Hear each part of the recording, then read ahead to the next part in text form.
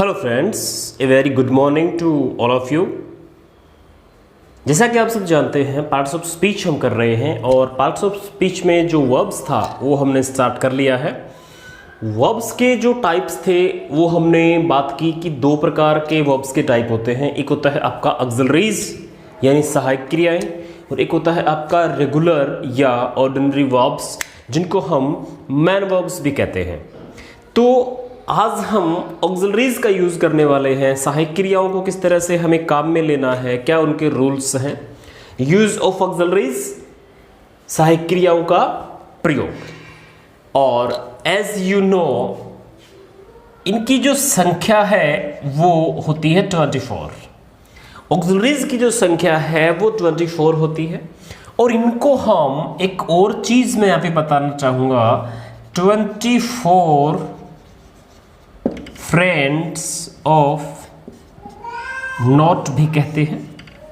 इन 24 auxiliaries को हम 24 friends of note कहते हैं, क्योंकि इन 24 वर्ब्स को हम नोट के साथ काम में ले सकते हैं, बल्कि जो दूसरी आपकी रेगुलर या ऑर्डिनरी वर्ब्स है उनको हम नोट के साथ काम में नहीं ले सकते हैं। तो जो 11 प्राइमरी ऑक्सिलरीज थी और 13 जो मॉडल्स थे अपने, उनके साथ हम नोट का प्रयोग कर सकते हैं, इसीलिए इनको 24 फ्रेंड्स ऑफ नोट कहते हैं।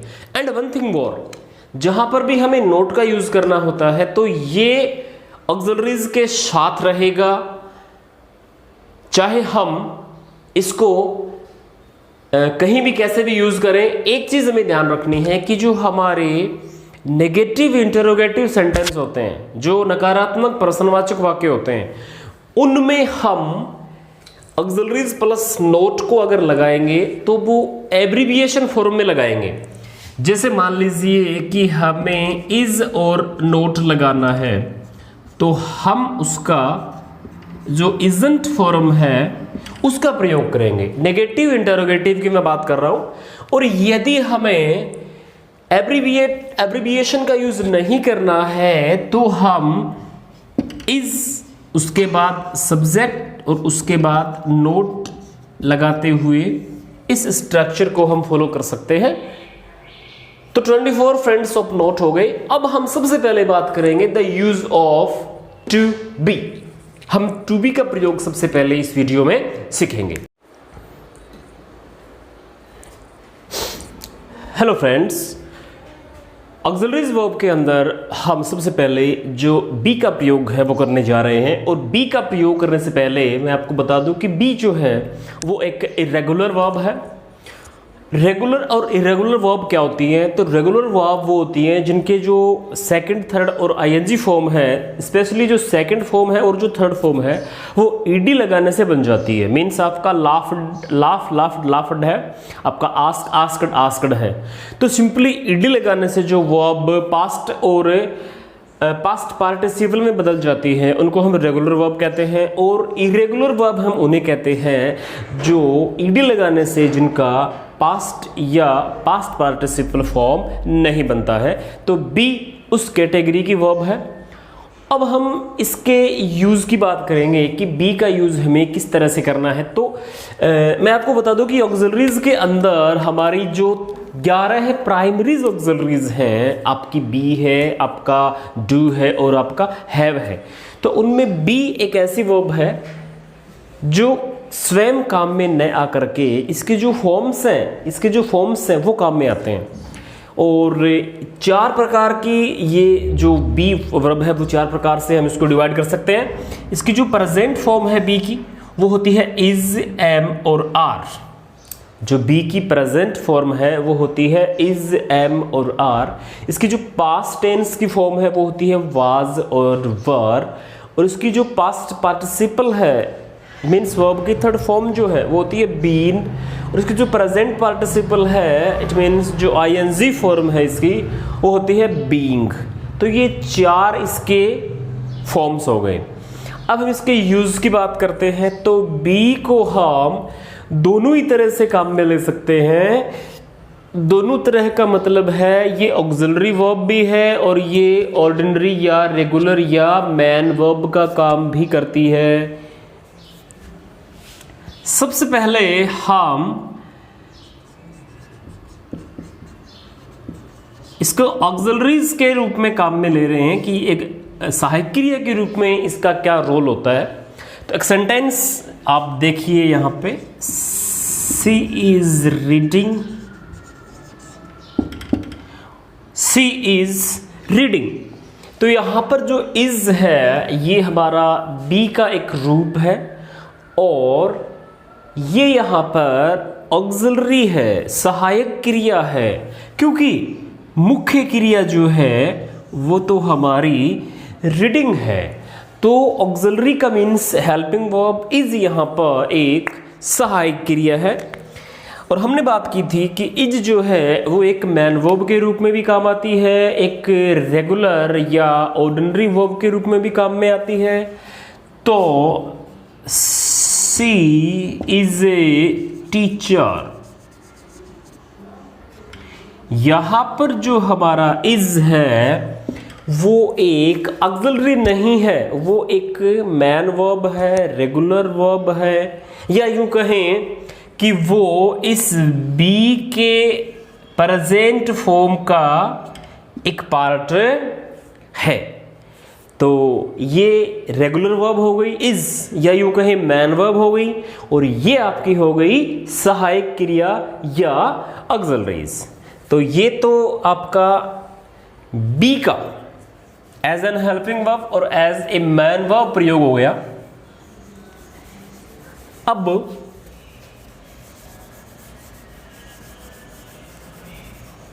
इसके अंदर कुछ और एग्जांपल्स हम देख लेते हैं। एक तो जो आपका प्रेजेंट कंटिन्यूस टेंस जो होता है, प्रेजेंट कंटिन्यूस टेंस के अंदर इज, एम और आर तीनों क्रियाएं आती हैं, लेकिन हेल्पिंग वर्ब के रूप में आती हैं। तो यहां पर हमारा जो बी का काम होगा वो एक ऑक्सिलरीज का होगा। प्रेजेंट कंटिन्यूस की बात कर रहे हैं हम, तो वहां पर बी के जो इज, एम, आर के जो इसके रूप हैं वो सारे ऑक्सिलरीज के रूप में ही काम आएंगे, बिकॉज यहां पर हम जो रेगुलर वर्ब है या जो मैन वर्ब है वो आईएनजी फॉर्म आती है। Ram is going to city. इस वाक्य को आप देखेंगे यहां पर इज है और यहां पर गोइंग भी है, तो इज ऑक्सिलरी है, गोइंग रेगुलर या मैन वर्ब है। ठीक इसी प्रकार Ram is a doctor, is, यहां पे बताओ क्या इज ऑक्सिलरी है या मैन वर्ब है या रेगुलर वर्ब है? तो यहां पे इज रेगुलर वर्ब है, ऑक्सिलरी या सहायक क्रिया नहीं है। और इस टेंस को अगर हम नाम देंगे तो ये टेंस होगा प्रेजेंट सिंपल टेंस। कंटिन्यूस नहीं होगा, क्योंकि कंटिन्यूस में कंटिन्यूटी होती है ना, कंटिन्यूस होता है कोई कार्य, प्रोग्रेसिव होता है ये, जबकि यहाँ पे कोई कार्य हो ही नहीं रहा। पहली बात तो Ram is the doctor, Ram एक डॉक्टर है, कोई कार्य नहीं हो रहा है, कोई कंटिन्यूटी नहीं है। It means this is a man verb and in this sentence is an auxiliary. तो ये हमारा प्रयोग था बी का। सबसे बड़ी बात, बी जो है वो हेल्पिंग वर्ब और मैन वर्ब दोनों के रूप में काम में आती है। उसी प्रकार से वाजवर देख लें आप, उसी प्रकार से आप वाजवर देख सकते हैं। She was going to school when I reached her. यहां पर आप देखेंगे वाज का प्रयोग किया हमने और हमने इसमें गोइंग का प्रयोग किया। तो वाज और गोइंग, तो हमें पता है कि गोइंग मैन वर्ब है, रेगुलर वर्ब है, तो फिर वाज क्या होगी? ऑक्सिलरी होगी, सहायक क्रिया होगी, ये सिर्फ सहायता कर रही है। परंतु एक और सेंटेंस आप देख लें यहाँ पे, they were playing when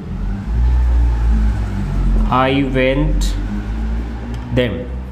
they were playing when I went them. यहाँ पे वर है और प्लेइंग है, तो वर जो है वो यहाँ पर भी आपका ऑक्सिलरी है, और जो प्लेइंग है वो आप सब जानते हैं कि मुख्य क्रिया है। फिर इज एम आर की तरह से क्या वाज वर्ब भी मैन वर्ब के रूप में काम में आते हैं? बिल्कुल आते हैं। देखिए, she was a good player in her childhood. यहां देखेंगे आप वाज आया है, और वाज के बाद में कोई आईएनजी फॉर्म यहां पे नहीं आई। इट मीन्स वाज यहां पर मैन वर्ब है, ऑक्सिलरी यहां पे ऑक्सिलरी कहें या मैन वर्ब कहें, ये वाज ही है। एंड वन थिंग मोर, किसी भी सेंटेंस में ऑक्सिलरी हो न हो मैन वर्ब जरूर होती है। कोई भी सेंटेंस जो है वो सहायक क्रिया के बगैर बन सकता है, लेकिन मुख्य क्रिया के बगैर वो नहीं बन सकता। तो बी के बारे में सिर्फ इतना ही।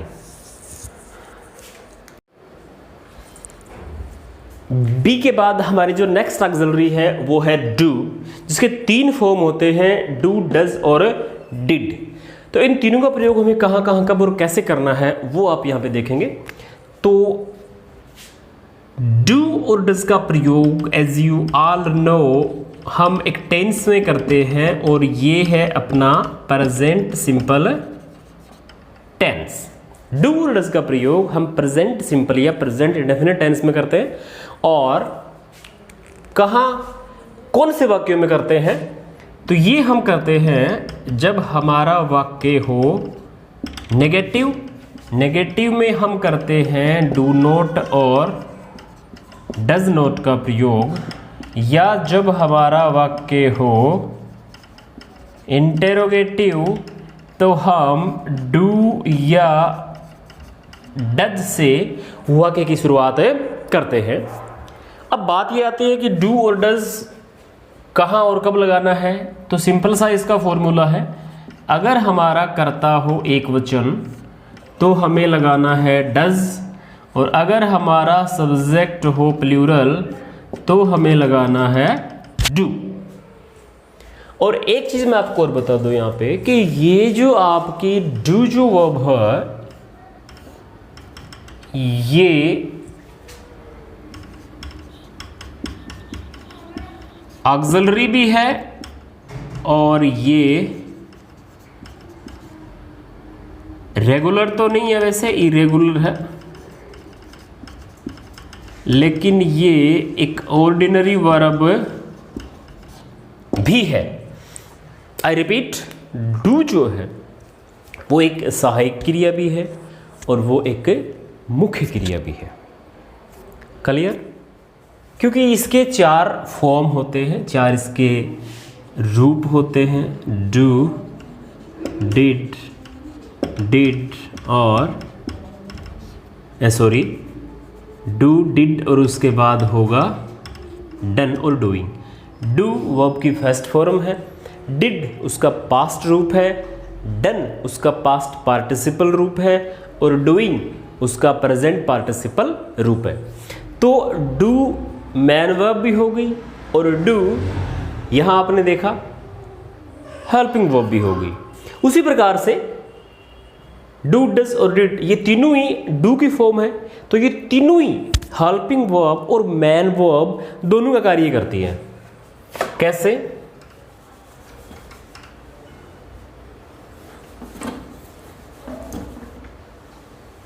जैसे कि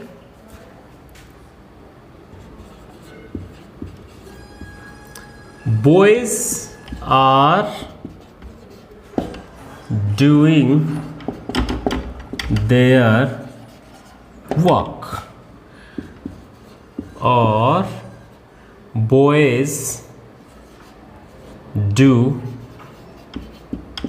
their work।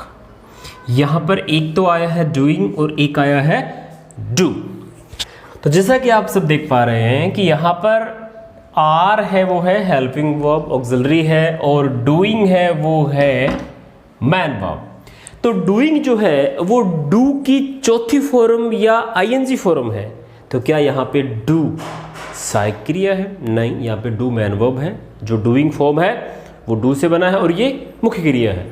परंतु नीचे वाले में बॉयज डू देयर वर्क, क्या इस वाक्य में कोई हेल्पिंग वर्ब आई है?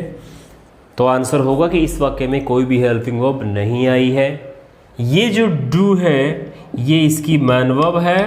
और मैं आपको फिर से बता दूं कि वाक्य में सहायक क्रिया होना आवश्यक नहीं है, मुख्य क्रिया होना आवश्यक है, उसके बगैर वाक्य नहीं बनता है। तो अब हम डू की एक हेल्पिंग वर्ब वाला वाक्य देख लेते हैं। They do not study hard. They do not study hard, यहाँ पे आप इस डू को देखेंगे तो आप क्लियर बता देंगे कि भाई ये जो है डू ये सहायक क्रिया है, क्योंकि मुख्य क्रिया यहाँ पे है वो है स्टडी। तो डू यहाँ पे हेल्पिंग वर्ब है और मैन वर्ब जो है वो है स्टडी। तो उसी प्रकार से डज होगा, जब हमारा कर्ता बहुवचन था तो हमने डू लगा दिया, और जब ये एक वचन होगा तो इस वाक्यों में या उस तरह के वाक्यों में हम डज का प्रयोग कर देंगे। ठीक उसी प्रकार से डिड का भी होता है। डिड जो है वो एक मैन वर्ब भी है और वो एक आपकी हेल्पिंग वर्ब भी है। For example, I did my work last week, and one more, I did not meet her last week. दोनों ही डिड है, अंडरलाइन कर देते हैं दोनों को। अब इन दोनों में हम देखते हैं कि हेल्पिंग वर्ब कौन सी है और मैन वर्ब कौन सी है। तो क्लियर है कि पहला जो वाक्य है उसमें डिड जो है वो मैन वर्ब है और दूसरे वाक्य में डिड जो है वो हेल्पिंग वर्ब है, क्योंकि मैन वर्ब है वो है आपकी मीट। तो डू, डज व डिड ये तीनों ही मैन वर्ब और ऑक्सिलरीज दोनों के रूप में काम में आती हैं। अब हमारा एक अंतिम बच गया इस कैटेगरी में, फिर हमारी जो प्राइमरी ऑक्सिलरीज हैं वो पूरी हो जाएंगी। और एक जो बचा है वो आपका है हैव। तो हैव के आपको पता है तीन इसके फॉर्म होते हैं, हैव, हैज़ और हैड। हैव, हैज़ और हैड, तो इसका भी सेम फॉर्मूला है। ये तीनों ही एज ए हेल्पिंग वर्ब और एज ए मैन वर्ब काम में आते हैं। हैज़ और हैव का जो प्रयोग है वो आप कौन से टेंस में करते हैं? वो आप करते हैं प्रेजेंट परफेक्ट टेंस में, और हैड का प्रयोग आप करते हैं पास्ट परफेक्ट टेंस में। ये तो हो गया इनका ऑक्सिलरीज रूप, यानी प्रेजेंट परफेक्ट में हैज़ और हैव ऑक्सिलरीज के रूप में आते हैं, पास्ट परफेक्ट में हैड जो है वो ऑक्सिलरीज के रूप में आता है। अब हम रेगुलर ऑर्डिनरी या मैन वर्ब की बात करें तो मैन वर्ब के रूप में हैज़, हैव या हैड कैसे आते हैं? For example, I have a car, she has a cow, Ram had a car last year। 3 sentence have, has और had, तीनों ही वाक्यों में have, has और had है वो मैन वर्ब का कार्य कर रही है, क्योंकि इनमें कोई भी सहायक क्रिया का प्रयोग हमने नहीं किया है, इसलिए ये तीनों ही यहाँ पे मैन वर्ब हो गई। तो कुल मिलाकर इस पूरे वीडियो में हमने ये सीखा कि जो ऑक्सिलरीज हैं या साधारण भाषा में बोलें तो जो सहायक क्रियाएं हैं, हेल्पिंग वर्ब जो है, और इसमें भी प्राइमरी ऑक्सिलरीज जो हैं, प्राथमिक सहायक क्रियाएं जो हैं, जिनकी संख्या आपको मैंने बताई थी 11 होती है। तो ये 11 कौन कौन सी होती हैं एक बार हम रिपीट कर लें।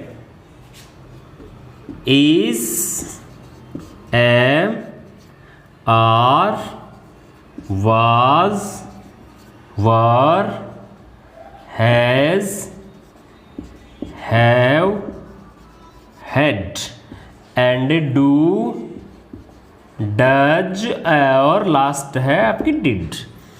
तो ये 11 प्राइमरी ऑक्सिलरीज हो गई अपनी प्राथमिक सहायक क्रियाएं। कहने का मतलब इनका सर्वाधिक प्रयोग सेंटेंसेस में हम करते हैं। और इनको प्राइमरी ऑक्सिलरीज कहने के पीछे क्या लॉजिक है? तो लॉजिक यही है, क्लियर सी बात है कि ये दोनों कार्य करती हैं, हेल्पिंग वर्ब का और मेन वर्ब का, इसीलिए इनको हमें प्राइमरी कहते हैं, मुख्य कहते हैं।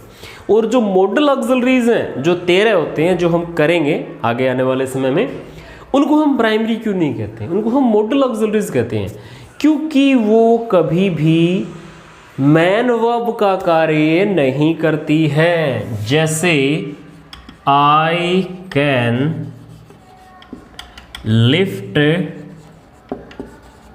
दिस बॉक्स, तो यहां पे कैन है वो एक सहायक क्रिया है और मुख्य क्रिया है वो है लिफ्ट। अकेला कैन आ ही नहीं सकता। वो चीज अलग है कि अगर हम इस वाक्य को ऐसे लिखेंगे आई कैन, तो इसके बाद में एक जो भाव है वो साइलेंट है, वो अंडरस्टूड है। तो इसका मतलब ये नहीं है कि कैन यहां पे मैन वर्ब है, कदापि नहीं है इसका ये मतलब। इसके आगे का जो सेंटेंस है वो हमने अंडरस्टूड मान लिया है, उसको हमने लिखा नहीं है। तो इसका पूरा क्या होगा फिर? I can lift this box. तो ये इतना जो पोर्शन था ये अंडरस्टूड हो गया, इसलिए हमने इसको नहीं लिखा। तो मॉडल्स हैं वो मॉडल होते हैं, वो ऑक्सिलरी होती हैं, वो कभी मैन वर्ब नहीं बन सकती हैं। हमारे इस वीडियोस की सीरीज में हमने ऑक्सिलरीज जिनकी टोटल संख्या है वो होती है 24। इसमें हमने प्राइमरी ऑक्सिलरी जिनकी संख्या होती है 11 वो कर ली है। नेक्स्ट वीडियो में हम इनके जो रूल्स हैं, यानी कि इनका प्रयोग करते समय हमें किन बातों का ध्यान रखना है, क्या हमें सावधानियां बरतनी है, कौन कौन से इनके रूल्स। तो फ्रेंड्स, ऑक्सिलरीज के वीडियोस में सिर्फ इतना ही। आने वाले वीडियो में हम इसके जो बाकी बचे हुए रूल्स हैं और जो कंपटीशन की दृष्टि से जो सवाल वर्ब से पूछे जाते हैं वो करने का प्रयास करेंगे। वीडियो अगर अच्छा लगा हो तो चैनल को सब्सक्राइब कर दें, और अगर आपका कोई सुझाव या कोई सलाह या कोई एडवाइस हो तो मुझे कमेंट सेक्शन में ज़रूर बताएं। Thank you.